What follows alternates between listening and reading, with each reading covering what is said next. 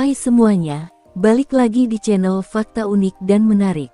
Kali ini Fakta Unik akan membahas tentang kekuatan militer Indonesia yang mengguncangkan dunia. Sebagaimana, militer di sebuah negara adalah garda paling terdepan yang menjaga serta melindungi keamanan negaranya. Tak luput negara Indonesia juga memiliki kekuatan militer yang sangat luar biasa, yang pernah mengguncangkan dunia. Kesatuan Republik Indonesia (NKRI), Tentara Nasional Indonesia (TNI) pasti memiliki keunggulan tersendiri. Dalam setiap sub atau kesatuan, mereka selalu dilatih cara-cara mengenai kepemimpinan, kedisiplinan, dedikasi untuk negeri, teknik bertahan hidup, dan lain-lain. Dari setiap satuan, memiliki sebuah pasukan elit yang memikul tugas dan tanggung jawab lebih besar. Pasukan elit ini juga berasal dari 3 matra, yaitu Angkatan Darat, Angkatan Laut, serta Angkatan Udara yang mempunyai spesifikasi mumpuni, pertahanan yang kuat. Akan tetapi sebelum lanjut ke pembahasannya, Fakta Unik mau mengingatkan kembali, ayo kita sama-sama dukung channel ini, dengan cara subscribe, like, komen, dan share. Agar channel ini bisa berkembang untuk memberikan manfaat dan hiburan kepada semua orang. Inilah 9 pasukan elit militer Indonesia yang ditakuti di belahan dunia. Number 1. Denjaka. Detesemen Jalamangkara atau disingkat Denjaka dan mempunyai istilah hantu laut, yang dibentuk berdasarkan instruksi Panglima TNI kepada Komandan Korps Marinir No. Isen 01 PIF 1984 pada tanggal 13 November tahun 1984, kerap disematkan untuk pasukan Denjaka. Mengingat kemampuannya yang sangat handal dalam menjaga kawasan laut Indonesia dari ancaman atau teror. Denjaka merupakan detasemen penanggulangan teror aspek laut yang berasal dari TNI Angkatan Laut. Denjaka adalah satuan gabungan antara personel Komando Pasukan Katak Kopaska dan Batalion Intai Amfibi Typhoid Korps Marinir TNI AL. Anggota Denjaka dibina sekaligus dididik di Bumi Marinir Cilandak, Jakarta Selatan, dan harus menyelesaikan suatu pendidikan yang bernama PTAL Penanggulangan Teror Aspek Laut. Dan Denjaka juga dibekali senjata yang sangat canggih, mengingat aktivitas yang dijalankan bersifat rahasia. Prajurit Denjaka dibekali ragam jenis senjata khusus yang canggih dan tentunya mematikan. Number 2. Yontai 5. Batalion Intai Amfibi Yontai 5 merupakan satuan elit Korps Marinir yang mempunyai spesialisasi dalam operasi pengintaian amfibi Amphibious Reconnaissance dan pengintaian khusus Special Reconnaissance. Untuk menjadi anggota Yontai 5, calon prajurit marinir harus memiliki persyaratan tertentu seperti punya mental yang kuat, fisik yang bagus, kesehatan yang sempurna, serta telah berdinas aktif minimal 2 tahun. Kemudian untuk program latihan bagi seorang prajurit Yontai 5 adalah berenang dalam kondisi tangan dan kaki terikat sepanjang 3 km. Number 3. Kopaska. Tentara Nasional Indonesia TNI Angkatan Laut memiliki sejumlah pasukan khusus, salah satunya dikenal dengan Pasukan Tengkorak. Komando Pasukan Katak Kopaska merupakan pasukan khusus dari TNI Angkatan Laut yang didirikan pada tanggal 31 Maret tahun 1962 oleh Presiden Soekarno untuk mendukung kampanye militer di Irian Jaya. Tugas utama dari pasukan ini adalah untuk melakukan penyerangan rahasia ke kapal lawan, sabotase pangkalan musuh, torpedo berjiwa, penghancuran instalasi bawah air, pengintaian, serta mempersiapkan pantai pendaratan untuk operasi amfibi yang lebih besar. Number 4. Pashas.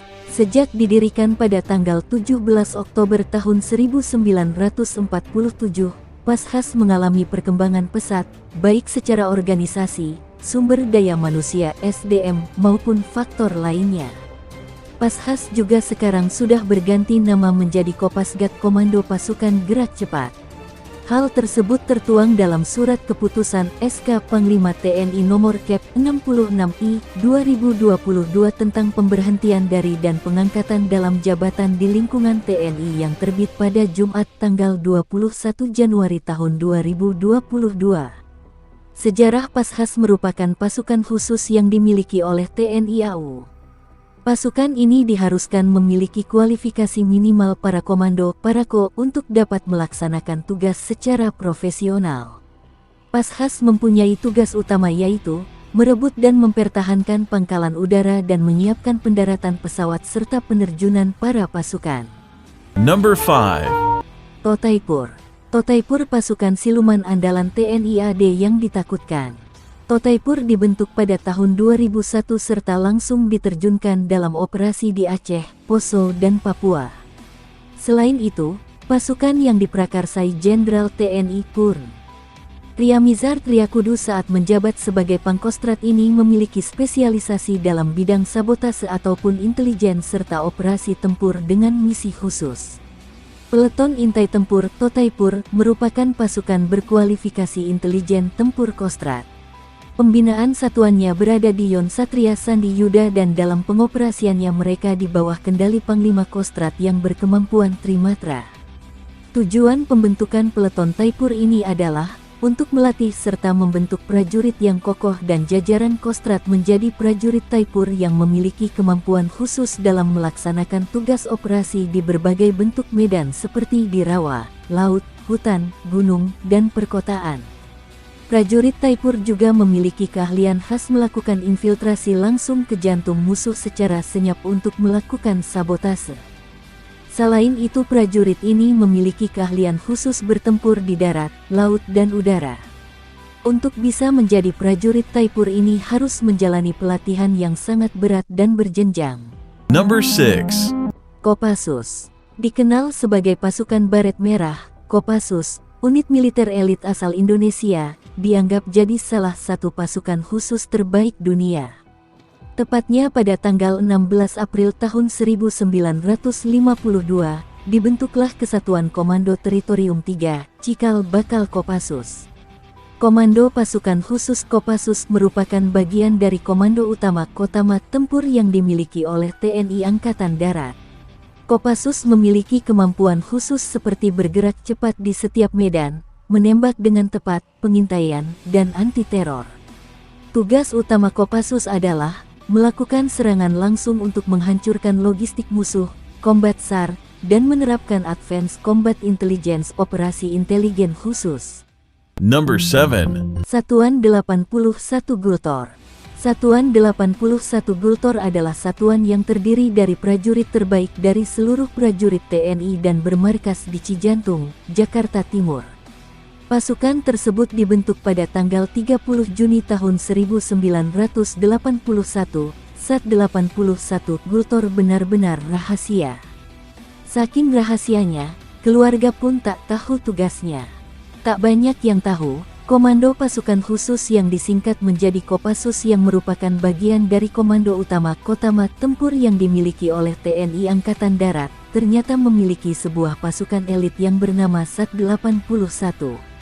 Bahkan Sat 81 disebut-sebut sebagai tim terbaik Kopassus yang selama ini dikenal memiliki kemampuan khusus seperti bergerak cepat di setiap medan. Kekuatan dari satuan ini tidak pernah dipublikasikan secara umum di media-media mainstream karena mereka merupakan ujung tombak utama pertahanan dan keamanan negara. Number 8.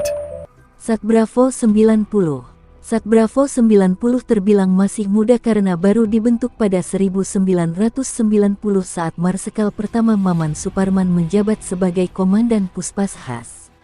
Satuan Bravo 90, Sat Bravo 90, yang sebelumnya bernama Den Bravo 90 adalah satuan pelaksana operasi khusus Korps Pasukan Khas yang berkedudukan langsung di bawah Dan Korpashas.